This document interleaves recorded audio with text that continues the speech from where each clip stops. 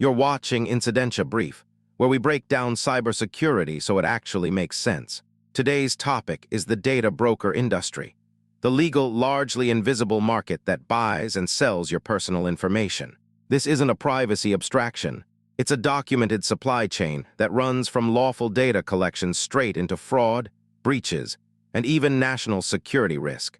Start with a number. In November 2023, a Duke University study found that personal data on U.S. military personnel, including home addresses and some health conditions, could be bought for as little as 12 cents per record.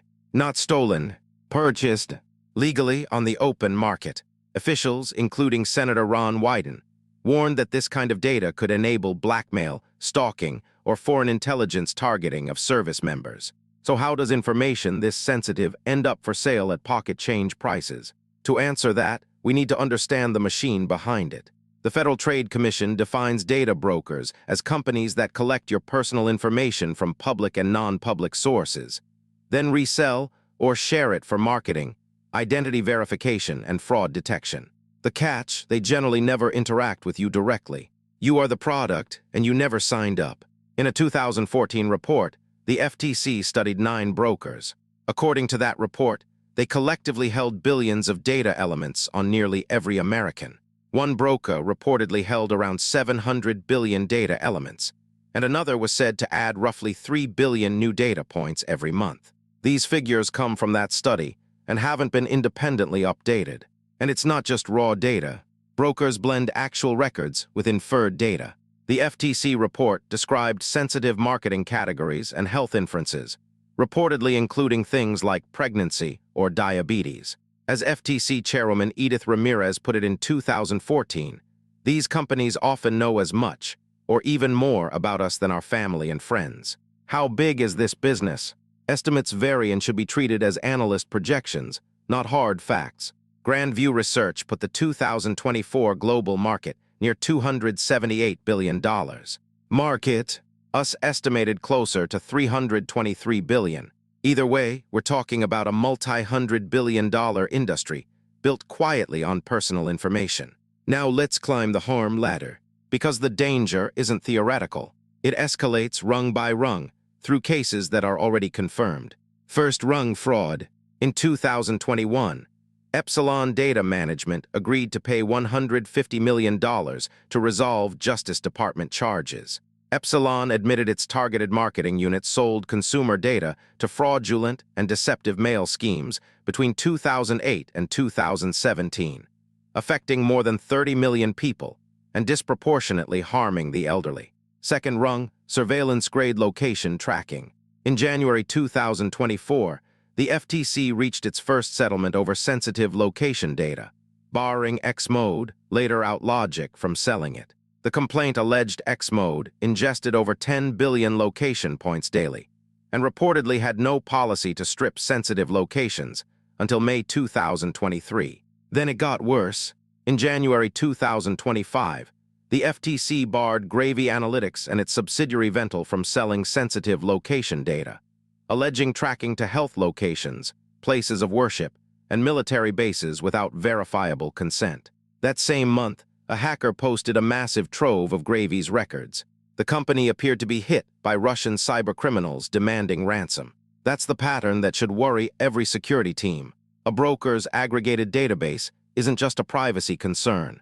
It's a high-value target. Concentrate that much sensitive data in one place, and you've built a single point of catastrophic failure. Top rung total collapse. In 2024, background check broker National Public Data suffered a breach, exposing hundreds of millions of social security numbers. The figure is often cited as around 2.9 billion records, but that number comes from litigation and hacker claims and should be treated as reported, not confirmed. Its parent company filed for Chapter 11 bankruptcy, citing investigations and roughly 20 class action lawsuits.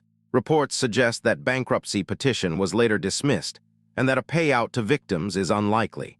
If accurate, the lesson is brutal. The broker can simply dissolve, while the exposed data lives on forever. So where are the guardrails? This is part 3, the regulatory gap, and the honest answer is that the U.S. response has been reactive and fragmented. In 2024, Congress passed PADFA, the Protecting Americans' Data from Foreign Adversaries Act. It prohibits brokers from selling sensitive data to foreign adversaries like China, Russia, North Korea, and Iran. The FTC has sent warning letters to 13 brokers about compliance. But notice the scope. It targets foreign sales, not the domestic market where most of this harm happens. There was a broader effort. In 2024, the CFPB proposed treating more broker data as consumer reports under the Fair Credit Reporting Act. But that rule was withdrawn, effective May 15, 2025, with the agency citing concerns about statutory authority. So the one attempt at structural, market-wide guardrails was pulled back rather than enacted. For individuals, options remain thin. You can submit opt-out requests to major people search brokers, but there's no single federal delete me portal. The FTC reportedly recommended one back in 2014, and one still appears not to exist. California's Delete Act reportedly aims to create a broker registry and a one-stop deletion tool, but treat those timelines as still developing. So here's the pivot. If you're a practitioner, stop treating this as only a policy problem. Broker aggregation is part of your attack surface. Here's your 30-second takeaway. 1. Practice data minimization. Don't collect or retain what you don't need.